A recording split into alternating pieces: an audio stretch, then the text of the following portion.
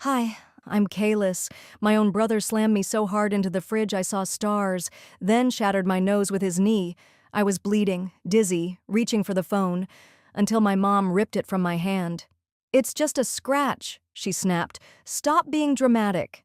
And my dad never even looked up, just muttered, "There goes the drama queen again." They thought I'd stay quiet. They had no idea what I was about to do next. Before we dive in, tell me, have you ever been dismissed or silenced by your own family? Drop a comment. What time are you listening, and where are you? Let's begin. Thanksgiving night always had a weight to it in our family, thick with memories, resentments, and the polite clinking of forks trying to hide it all. This year, the turkey was dry, the wine too sweet, and the silence unbearable. I stood in the kitchen, scraping bits of stuffing into the trash while the dishwasher hummed behind me. The fluorescent light flickered above, casting shadows over the dishes piled high like unresolved issues we never dared to name. I wasn't even trying to start anything, I swear. I just said, "So Reed, I heard Mom and Dad signed over the house to you. That true?" I didn't ask it with bitterness, maybe a little curiosity. Maybe I wanted to understand why they'd never said a word to me, their oldest daughter, the one who'd been there when Dad had his first stroke, who'd driven Mom to every chemo appointment last spring. I just wanted to know why no one told me. Reed turned from the fridge, can of beer still cold in his hand. His lips curled into that smug little smile I'd known since we were kids, the one that came right before he said something to get under my skin. "Why do you care? You never really lived here after high school. Thought you were too good for this place." I kept my voice even. "That's not true. I was just working. You know I was always around when it mattered." His eyes flashed. "Yeah, sure. Flying in from Asheville every now and then doesn't count as being around, Kalis." I turned off the faucet, wiped my hands, and looked at him. "I just think, if we're talking about family property, maybe we all should have been part of the conversation. That's all." That's when it happened. One second I was standing near the counter, the next my back slammed into the fridge door with a sickening thud, my breath caught, and before I could move, Reed's knee crashed into my face. The pain was blinding, hot, white, and then nothing but muffled ringing in my ears. I crumpled to the tile floor, my vision swimming. Somewhere in the distance I heard the football game still playing in the living room. No one had turned the volume down. I tasted blood. My mouth was open, gasping, but no sound came out at first. I felt around blindly, finally finding the edge of the countertop. I pulled myself up, slow, dizzy, one eye barely open. I stumbled toward the phone by the back wall. I don't remember deciding to call the police. My body moved on instinct, like it was trying to save itself. My fingers brushed the phone. I grabbed it, trying to press the numbers, but my hand was trembling so badly the buttons blurred together. I hit 9, then 1. That's when I felt the tug. The phone was yanked from my grip so hard it cracked against the floor. "Stop it," my mother hissed. "It's just a scratch." I looked at her through one eye, the other swelling shut. Her face was calm, like she was scolding me for spilling something on the rug. Not horror, not concern, just irritation. "It's not a scratch," I whispered. She bent down and picked up the phone. "You always do this. Always turn things into a scene." Behind her, my father sat on the recliner, the remote still in his hand. He didn't even glance my way, just muttered, "There goes the drama queen again." I stood there, swaying. Blood dripped from my nose onto my shirt. No one moved. Not my mother, not my father, not Reed. The room was so quiet I could hear the announcer on the TV say, "Second and goal." And that's when I saw it. On the floor, near the baseboard, my leather bracelet, the one I wore every shift at the hospital. A patient had given it to me after I'd stayed through the night with her, whispering stories while she died. It had snapped during the scuffle, fallen, and now lay in a smear of blood. No one noticed. No one cared. That bracelet had meant something to me, like I meant something to people, just not here. I reached down and picked it up with shaking fingers. It was torn, useless now. Like me, maybe. I looked up again. No one had moved. I swallowed hard, then I walked to the front door, opened it, stepped out. The cold air slapped my face, and for a second, I almost went back inside, thinking maybe someone would follow. Ask me if I was okay, offer an apology, a ride to the ER. But nothing. Just the door creaking shut behind me. I wiped the blood off my face with the sleeve of my jacket and stood there, under the porch light, listening to the wind. "They really don't see me at all," I whispered. And then quieter, but with a steel I hadn't heard in my own voice in years. "They don't see me, but they'll hear me. Soon." By the time I pulled into the hospital parking lot 2 mornings later, the bruising had turned a deep plum, spreading like spilled ink beneath my eye. I'd done my best with concealer in the dark bathroom of my apartment, but makeup could only do so much when your face told the truth louder than your voice ever could. I kept my head down, walking through the back entrance of the ER, badge clipped to my coat, avoiding eye contact with anyone already in the break room. I clocked in, made my way past the humming vending machines, and shut myself into the tiny staff bathroom. The mirror above the sink didn't lie. The swelling had gone down a little, but the discolored skin around my eye and cheekbones still screamed louder than any words could. My lip had healed slightly, but there was a faint split still trying to close itself. I pressed a cold paper towel to my cheek, not because it helped, but because it gave me something to do with my hands. A soft knock on the door made me flinch. "Kalis?" Zoe's voice was tentative. She was one of the new nurses, barely out of school, all bright eyes and energy. I opened the door slowly. She blinked at my face, then quickly looked down at the coffee in her hand. "Sorry, didn't mean to intrude," she said, then added quietly, "Are you safe?" I didn't respond right away. She didn't say, "What happened?" And I appreciated that. It wasn't curiosity, it was concern. "Yeah," I lied, folding my arms. "Just slipped on the back steps. Black ice." Zoe handed me the coffee. "Well, here. I figured you'd be tired. You always take the first calls, even on holidays." I forced a smile. "Thanks. That's sweet." We walked into the break room together, where a few others were lounging before shift. Jorge, one of the trauma nurses, raised an eyebrow but said nothing. He nodded at me, that silent check-in men sometimes offer when they don't know how to ask the real questions. The warmth from these people I wasn't related to, caught me off guard. The ones who'd brought me burritos on long shifts, who remembered my birthday, who knew how I took my coffee. They didn't ask too much, but they saw me. At least more than my own family did. On my first 10-minute break, I sat on the bench near the lockers and finally checked my phone. 2 days since Thanksgiving. Not a single missed call. No voicemail. No "how are you" text. I wasn't surprised. I scrolled lower. There was one message. Liana.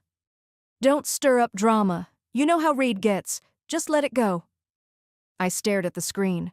Just let it go. Those 5 words pressed harder into my chest than my brother's knee ever could. I didn't know what I expected from her. Maybe nothing. Maybe just not this. Not a reminder that even my own sister saw me as the problem, not the bruises. I sat back and stared at the speckled ceiling tiles. And then, like muscle memory, an old scene floated up from the depths. I was 9. Reed had been 13. We were outside at our grandparents' old place. I had taken the last Pop-Tart. He'd locked me in the shed out back, laughing while I banged on the door. It was sweltering. I screamed. I cried. No one came. When they finally found me hours later, covered in dirt and mosquito bites, our parents scolded me for playing rough. My mom had laughed. My dad said I was too sensitive. I didn't say anything that night, just like I wouldn't now. Back in the ER, I slipped into the supply closet. Not because I needed anything, but because I needed air. I sat down on an overturned crate, pulled my small notebook from my bag, and opened it to a blank page. I started to write. November 28, 2024. Right orbital bruise. 6.5 centimeters minor laceration to lower lip upper back soreness. Likely contusion from impact incident, assault by male sibling during family gathering. I paused. My hand was shaking again, but this time not from pain. From something else. Something colder. Then I kept writing. History. Age 7, shoved off swing set. Age 9, locked in shed. Age 13, tripped downstairs, no apology. Age 17, called emotional and hysterical during argument over college applications. Age 25, excluded from family loan conversations. Age 28, mother told me to be quiet, reads stressed, after verbal attack. Current. Bruised face. Gaslit again, I flipped to the next page and kept writing. The list went on. For the first time I was looking at it all in one place, not as isolated events but a pattern. If I were charting this as a case at the hospital, someone would have flagged it, intervened, escalated. But because it was just family, it had never counted. The fluorescent light above me buzzed. Somewhere beyond the door, someone called out a code blue. I stood up, slid the notebook into my bag, and rejoined the world that needed me. After my shift, I sat in my car for a few minutes before driving home. The sky was the color of steel wool, threatening snow. I reached into my purse and pulled out the bracelet, still crusted with dried blood. I wrapped it gently in gauze from my nursing kit. My hands were steady now. I looked at it, small in my palm, and whispered, not to anyone but myself, "This ends with me. I won't let this pass on to the next generation." I didn't say anything when I parked in front of my parents' house. The gravel crunched under the tires like a warning, but I told myself I was just here to drop off groceries. That's what Mom had asked for. Eggs, milk, that specific oat milk creamer she likes for her tea. Nothing more, nothing less. I rang the bell out of habit, even though I still had a key. No one answered. I let myself in. The house smelled the same, lemon cleaner and some kind of potpourri that tried too hard to smell like roses, but the air felt colder, heavier. I took off my shoes at the door, like always, and stepped into the kitchen where the light filtered through lace curtains. My dad was sitting at the table, reading the paper like I didn't exist. "Hey, Dad," I said quietly. He didn't look up. From the hallway, footsteps. "Read." He walked right past me, brushing against my shoulder, and didn't say a word. Just that same sharp cologne and the sound of his boots on tile. His eyes skimmed my face. The bruises were faint now, yellowing, but not a blink, not a pause. My mother finally appeared, wiping her hands on a dish towel. "There she is," she chirped, like I'd just come in from the garden. "Put the milk in the fridge, would you?" I nodded, opening the grocery bag. She walked over, glanced briefly at my face. "You're lucky Reed still puts up with you," she said with a smile so casual I wasn't even sure she'd heard herself. I didn't reply, just set the milk down a little harder than necessary. I told her I needed to find something in the attic, some old baby blanket I thought I remembered from when I was sick once. She waved me off, already more interested in chopping carrots than asking why I needed comfort from something 2 decades old. The attic was hotter than I remembered. The pull-down ladder creaked, and I climbed slowly, careful not to bang my shoulder. I was still tender. Dust floated in the air like old memories you'd rather forget. Boxes were everywhere, holiday decorations, old yearbooks, bags of clothes that never made it to Goodwill. I spotted a faded trunk in the corner, wedged between an artificial Christmas tree and a box labeled Thanksgiving China. On its lid, in a child's handwriting, probably mine, were the words, "Family 1989-2001. I pulled it forward. The lock was already broken. Inside were albums, thick, plastic-covered, some sticky from the heat. I flipped open the top one. First pages, Mom pregnant with Reed, then Reed's first steps, his Halloween costumes, his graduation, his high school football trophies, page after page, his life laid out like a museum exhibit. Where was I? I searched for my face, my smile, any sign that I'd once lived in these walls. A couple of group shots, Thanksgiving, Christmas, but I wasn't in them. My stomach tightened. Then I found it, An album that had been half burned at the edges, the cover warped from heat or maybe dampness. I opened it carefully. Photos had been torn out, sloppily. You could still see jagged bits stuck to the corners. But one page remained, a half photo, just the edge of a birthday cake, pink frosting, and in the corner, a child's handwriting in purple marker, Kalis's Day, with a little heart. I stared at it. My breath caught. I remembered that cake. Strawberry with cream cheese frosting. I had begged for it, and then I remembered what happened that day. Reed had wanted the pink ribbon from my dress. I'd refused, hid it in the laundry basket in the hallway. He found it, ripped it from the fabric, and shoved me hard into the linen closet. Slammed the door. It locked from the outside. I was 8.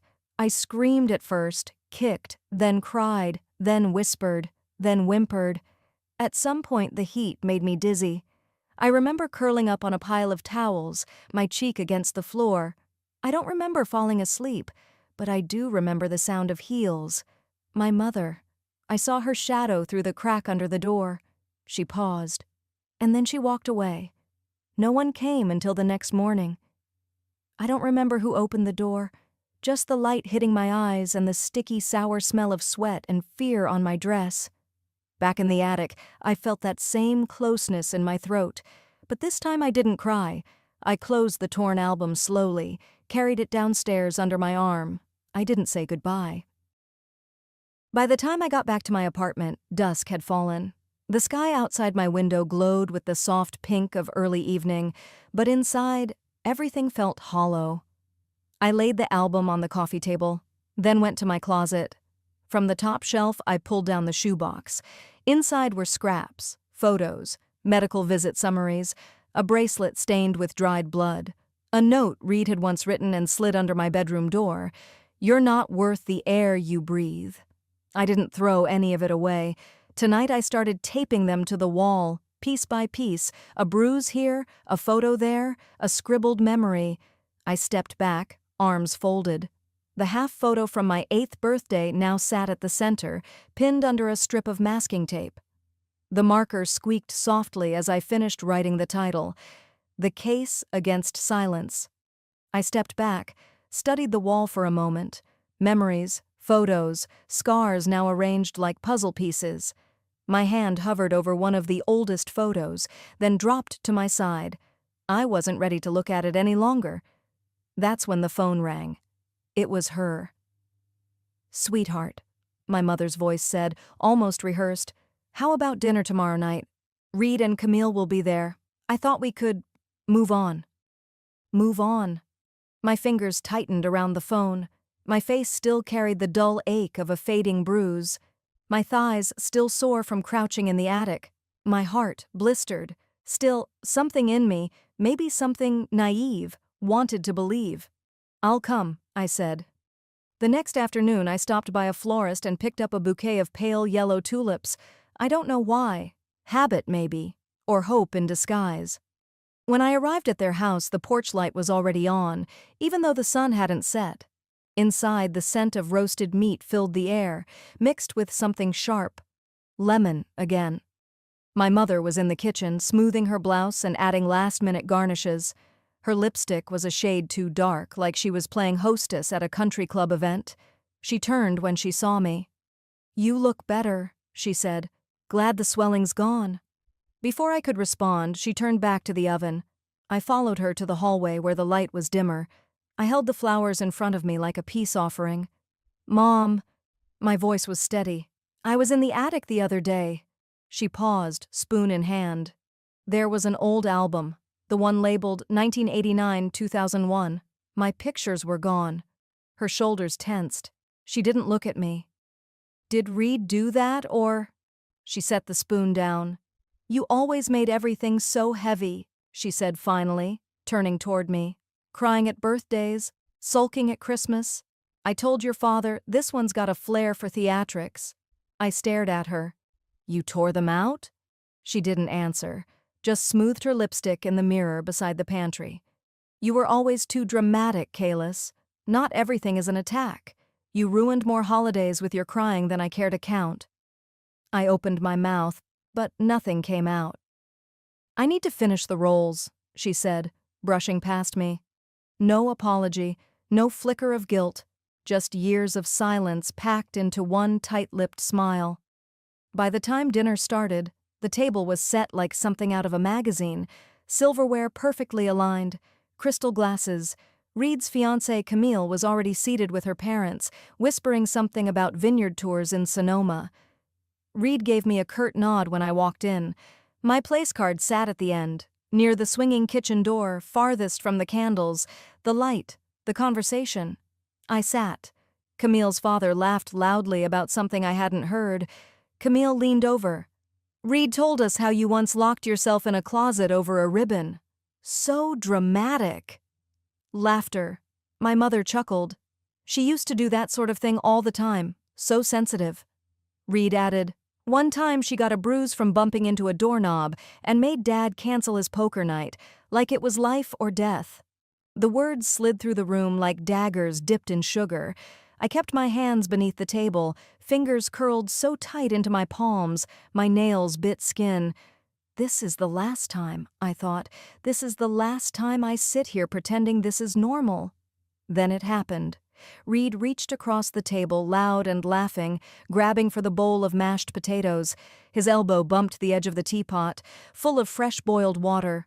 I saw it happen in slow motion. It tipped. Scalding water splashed directly into my lap. The scream tore out of me before I could stop it. The pain was searing, instant. I pushed back from the table, the chair legs screeching against the floor. Everyone froze. Then my mother sighed. That was your fault for sitting too close. No one moved. Reed gave me a half smile. Guess you should have picked the other seat, huh? I stumbled toward the sink, my hands shaking. I pulled open the freezer, nothing but an old bag of peas and ice trays barely frozen. I grabbed a dish towel, wet it, pressed it to my thighs. The cotton sizzled against my skin. No one followed me. I stayed there for a few minutes, breathing, biting the inside of my cheek, letting the pain crawl its way into something colder, numb. When I returned, the table conversation had resumed, as if nothing had happened, as if I hadn't screamed, as if I hadn't been burned. I stood behind my chair for a moment, then left. Back at my apartment, I changed into soft cotton pants and sat on the edge of the bed. The pain throbbed, but it wasn't just physical. It was the knowing, the confirmation.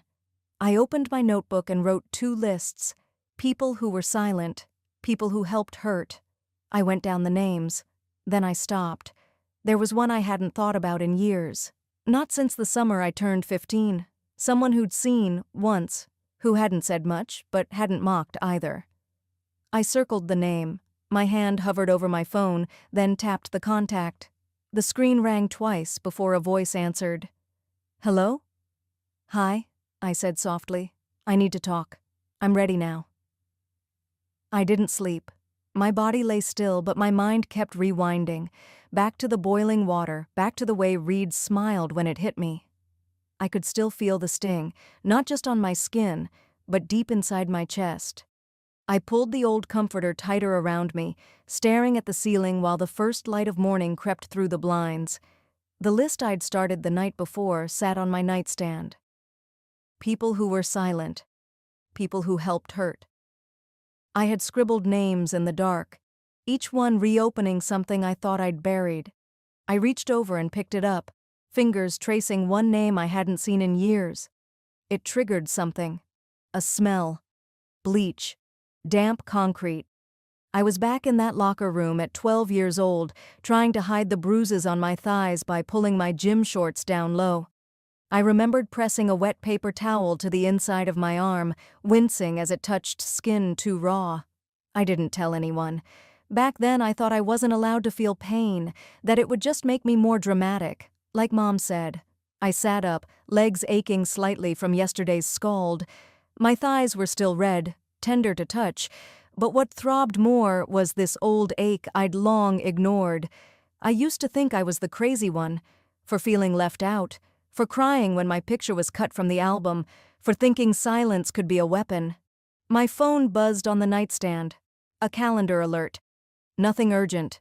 Just a reminder to check the mailbox before noon. Old habit from years of missing deadlines when I worked freelance. I slipped into a loose pair of jeans, one of the few that didn't rub against my lap too harshly, and made my way down the stairs, list still in hand. I opened the box at the curb, mostly expecting bills. But there it was. A plain, cream-colored envelope, no return address on the front. The postmark read somewhere upstate, a town I hadn't thought about since high school. I flipped it over, frowning when I saw my name written in neat cursive. Not Kalis Bundy, just Kalis. Inside a folded letter. 2 pages, lined paper. My breath hitched at the first line.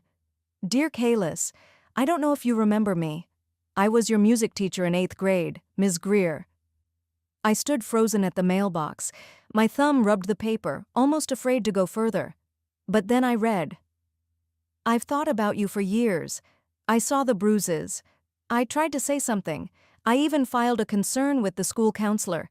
But your parents came in. They threatened to sue. I was young and scared, and I let it go. I shouldn't have. I walked back into the house slowly, like carrying something sacred. I sat at the kitchen table, letter spread out like a lifeline. She saw. Someone had seen me back then. I wasn't imagining it. I wasn't making it up. I wasn't dramatic. She continued, I still have my journal from that year. I wrote everything. I even saved the complaint form. If you ever want to talk or need someone to confirm what you lived through, I'm here. I'm so sorry I didn't fight harder back then. My hand covered my mouth. I stayed that way for a long time, just breathing. By afternoon, I picked up my phone and found the number she left. It rang twice. Hello? Hi? Ms. Greer? There was a pause. Then, Kalis? Oh my, I didn't think you'd call so soon. I could hear the emotion in her voice. That made 2 of us. I told her I got her letter, that I remembered the purple cardigan she always wore, the way she used to close her eyes when the violin students played out of tune. She chuckled, then quietly said, I'm so glad you're okay. I didn't say I wasn't okay, not yet, but I told her about the list, about the photos, about the dinner. When I got to the water, she was silent for a few seconds, then said, People like your mother. They count on silence, yours and everyone else's. We talked for almost an hour.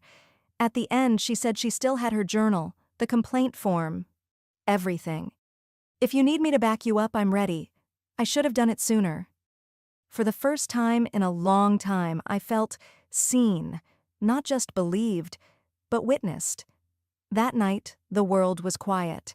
The house was quiet. My thoughts weren't. I had just finished organizing a folder on my laptop labeled Documentation Phase 1 when a knock hit the door. Sharp, impatient. I opened it, expecting a delivery. Instead, there he stood, my father. No warning, no smile, just that tight jaw and pressed lips I'd seen all my childhood. I heard you've been talking, he said, stepping 1 foot inside like he owned the air in my living room. Digging up old things that should stay buried. I didn't respond. I looked at him, really looked, and saw not a father, but a man desperate to maintain control. You're making this family look bad, he hissed. You're going to destroy what little reputation we still have. If that's what you want, go ahead. But don't think there won't be consequences. He moved to leave but turned back 1 more time. You were always a burden, still are, no matter what lawyer you think will save you. Then he slammed the door. I stood there, chest heaving, not from fear, from release. It was like hearing it out loud broke something open in me that had long been suffocating. I sat back at the table, wiped my cheeks, and whispered, They never loved me. They just loved the power they had over me. I reached for my laptop. I clicked the file name, Documentation, Phase 1, and sat still, the screen's glow soft against my face. Outside, the sun had begun to lower, casting long golden lines through the blinds. I didn't move right away. My hands hovered above the keyboard, as if finishing that one action had released something inside me I wasn't ready to face. So I got up, walked to the kitchen, and poured myself a glass of water. My throat was dry, but I barely drank. I stared at the countertop, still lost in the echo of my father's words from the night before. "You're still our burden." He hadn't said daughter, he hadn't said family, just burden. Back in the living room, I picked up my old backup drive, the dusty silver one I hadn't touched since before smartphones ruled our lives. It sat like a forgotten relic at the edge of the bookshelf. I'd been meaning to wipe it to free up space, but now curiosity guided my hand. I plugged it in, expecting nothing. At first it was the usual clutter. Graduation photos, receipts, a few blurry selfies with college roommates I no longer spoke to. I almost shut the window down when I noticed a folder tucked between mislabeled files. The name? KBKP.2004. No memory of creating it. I clicked it open. There they were. Photos I hadn't remembered taking. Photos I must have buried, both literally and emotionally. My face, swollen. A bruise across my collarbone, yellowing into the edges of my skin. My arm, blotched in angry violet. And my eyes, dull, resigned, like I'd made peace with being hurt. Each image was dated, unedited, proof I hadn't imagined it all. I stared at the screen, frozen. My chest tightened. It wasn't fear. It wasn't even shame anymore. It was clarity. I had recorded the truth. And then, somewhere along the way, I'd convinced myself it wasn't real. That it was just me being dramatic. The words they always used. I wasn't imagining it, I whispered to the quiet room. I documented it, and I forgot. For the next hour, I copied everything into an encrypted folder. Then, almost without thinking, I opened my cloud drive, created a new directory, and titled it Project Witness. It felt like drawing a line in the sand. Not because I wanted revenge, because I wanted it to stop. And maybe, just maybe, I wanted to be able to say, this happened to me. And it was never okay. I was still staring at the upload bar when my phone rang. The name on the screen stopped my breath. Rachel McKinley. We hadn't spoken in years, not since we were both awkward, braces-wearing 12-year-olds playing hopscotch in the street. She was calling from Michigan now, married with kids, a life far from our little town. I answered. "Hey, Rachel?" "Kaylis, hi." Her voice was tentative, unsure if she should have called at all. "This is going to sound strange, but do you have a minute?" I moved to the window and leaned against the frame. "Sure, what's going on?" She exhaled. "Do you know my niece Lily?" I paused. "Can't say I do." "Why?" "She's staying with your folks right now. My sister was deployed, and your mom offered to help, said she missed having a little one around." I thought it was sweet at first. My mouth went dry. "Wait, she's with them? For how long?" "About 3 weeks, but, Kaylis, Lily said something weird this morning. She told me your brother pushed her." I stood up straighter. "What?" "She said he told her not to be a drama queen like Kaylis, said she was faking it. Kaylis, she was crying. Her wrist looked swollen. I thought I should call you because I remembered some things." I sat down, hard. My legs felt like they couldn't hold the weight anymore. "She's 8, Rachel continued. "Just like we were. I thought maybe, I don't know, maybe it's nothing. Maybe it was a joke. But Lily doesn't lie. She's not that kind of kid." Silence stretched between us. "She said my brother pushed her?" "Yes." "And they used my name to shame her?" "Yes." A slow, deep heat spread through my chest, not the panicked, dizzy kind I used to get when Dad raised his voice. No, this was different. It was sharp, controlled, solid. "I'm sorry if this brings up anything," Rachel added quickly, "but I didn't know who else to ask." "No," I said. "You did the right thing." After we hung up, I sat for a long time, the photo folder still glowing behind another window on my screen. It was happening again. The same patterns, the same words, different child, same house, same hands. And just like that, the old debate returned, one I'd buried in therapy and silence. Do I speak up and risk being dragged through their threats, their denial, their ugly games again? Or do I stay quiet and let another little girl learn silence the way I did? I stared at the screen and whispered, more to myself than anyone else. Do I become the woman I wish someone had been for me? The house looked exactly the same. Maybe a little dimmer, a little more cracked around the edges, but it carried the same stale air of denial, of tightly packed lies, of too many conversations that never happened. I stood at the front door with a homemade peach pie in my hands, still warm, carefully wrapped in a clean dish towel. The same recipe Mom always loved. I had baked it with steady hands, not because I was feeling generous, but because I needed to look calm, non-threatening, like the daughter they could ignore. I rang the bell once and waited. I didn't want to walk in unannounced, not today, not when I was carrying something sharper than pie under my sleeve. My father answered. Well, look who finally stopped sulking. His voice held that familiar condescension, a smirk just beneath the words. I smiled, not wide, but just enough. Thought I'd check in on Lily. He stepped aside and I walked in. The house smelled like rosemary and garlic. Something was in the oven. Mom was setting the table. 4 places, like nothing had shifted, like they were still the perfect family unit. She looked up and stiffened when she saw me, then her eyes landed on the pie. "Peach?" she asked. "Fresh from my kitchen." She nodded once, as if awarding me a single point in a game I didn't ask to play. "Set it by the window. Dinner's almost ready." I did as she said, slipping into the role they were comfortable with, obedient, quiet, grateful to be allowed back into their orbit. We sat around the dinner table like actors hitting our marks. Same chairs, same centerpiece, even the same flickering candle they always brought out for nice meals. Only now, my skin itched at the memory of where the bruises formed, just under the corner of that table where I'd once hit my shoulder trying to dodge a blow. Small talk filled the air. Dad asked about traffic. Mom offered me potatoes. I nodded, smiled, played the part. Then I set my fork down.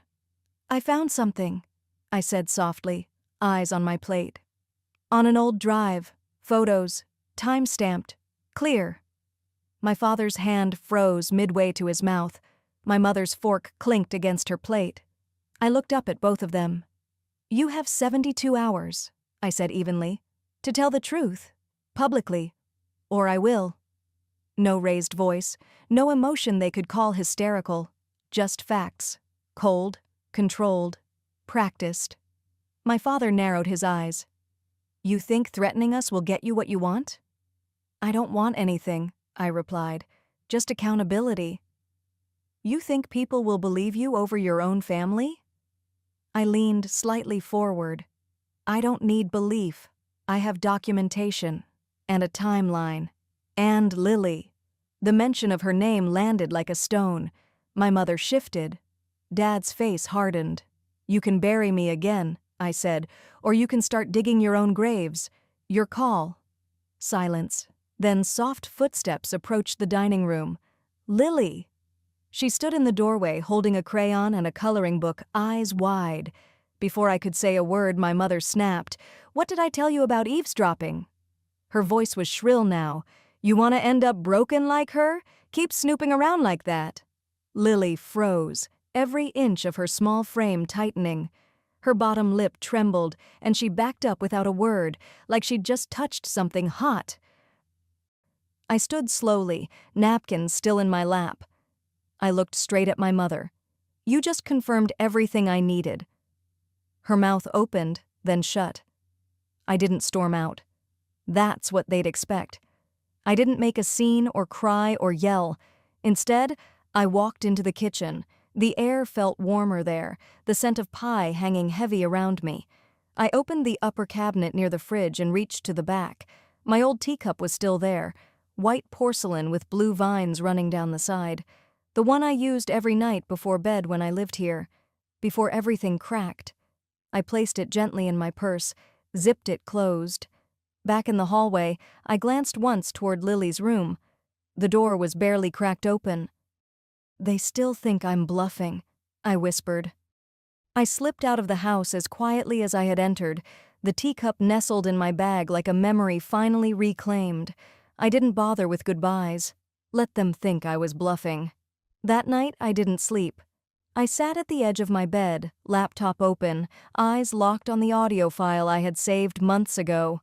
It was Lily's voice, small, cracked, terrified. "Mommy, please, I didn't mean to drop it. Please don't shut me out there again." And then my mother's voice. Ice. Clear. "Well, maybe if you listened the first time, you wouldn't be punished. Go."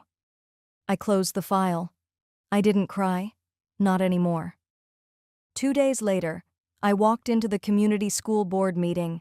It was held in the town hall auditorium, half full, the kind of gathering where people wore stiff smiles and sipped from tiny water bottles.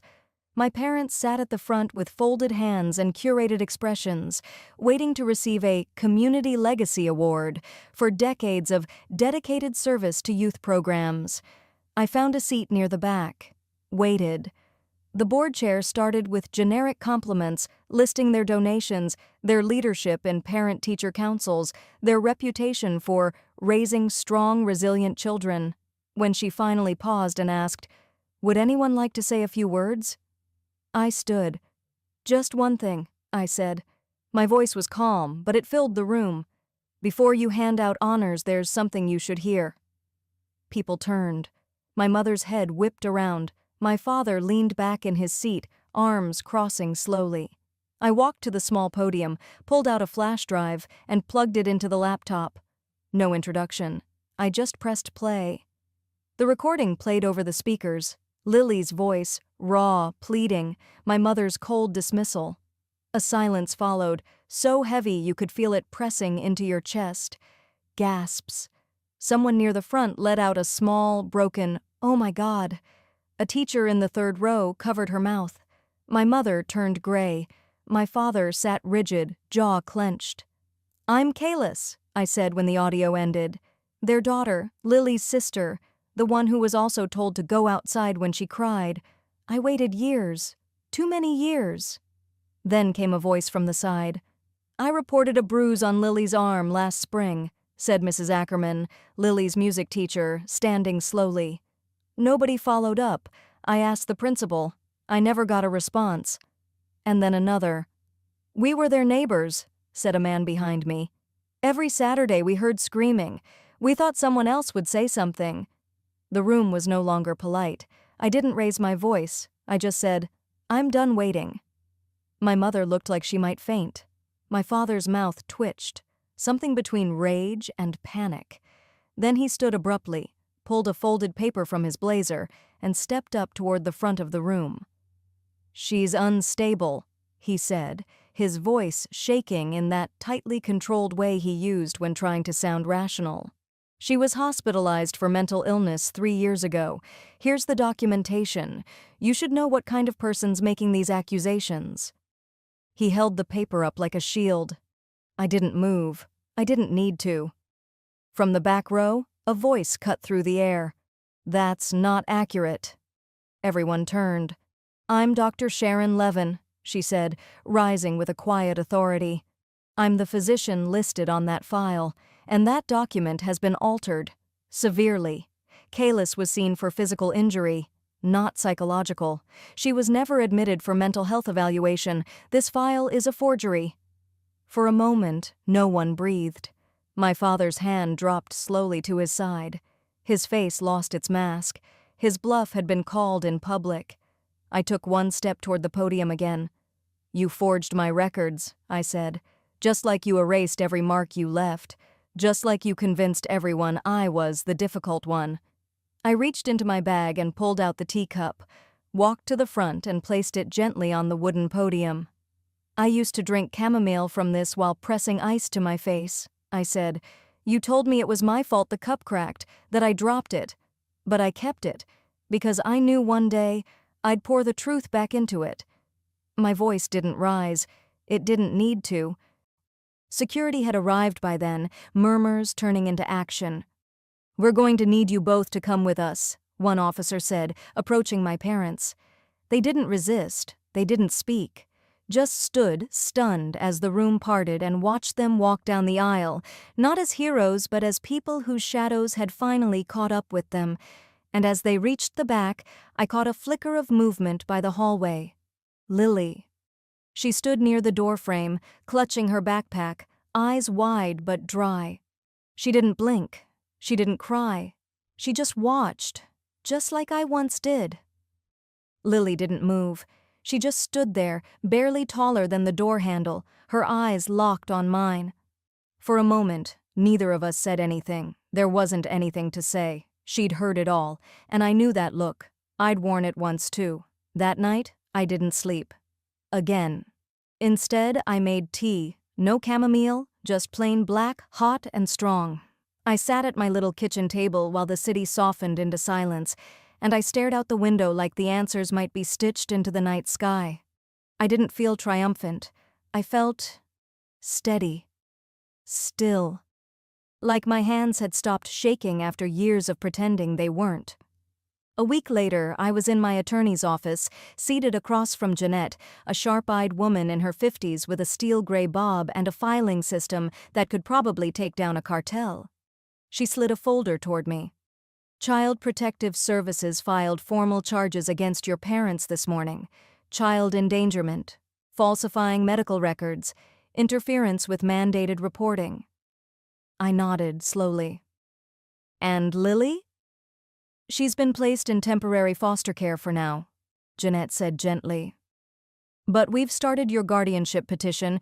Given the public nature of your testimony and the documentation you've provided, I don't foresee pushback. I exhaled through my nose and looked down at my hands. Can you add a clause? Jeanette tilted her head. Go on. I want it on record. They're not to contact me, or Lily. Ever. No letters, no surprise just want to talk calls. Nothing. She nodded, already scribbling. I'll make sure it's airtight. As I left her office, the sun was hanging low, warm and amber, painting shadows across the sidewalk. I passed by the corner cafe where my mother once told me, "No one's going to believe your little stories, Kalis. You always make things sound worse than they are." Funny. The world finally listened the moment I stopped trying to make it sound better. That afternoon, I found myself facing a reporter outside Lily's school. I hadn't agreed to any formal interviews, but she was young and earnest, holding her mic like it was a moral compass. "Ms. Brooks," she asked softly, "why didn't you speak up sooner?" I looked into the camera lens, then past it, toward the empty swing set behind her. "Because no one ever asked how I was doing," I said.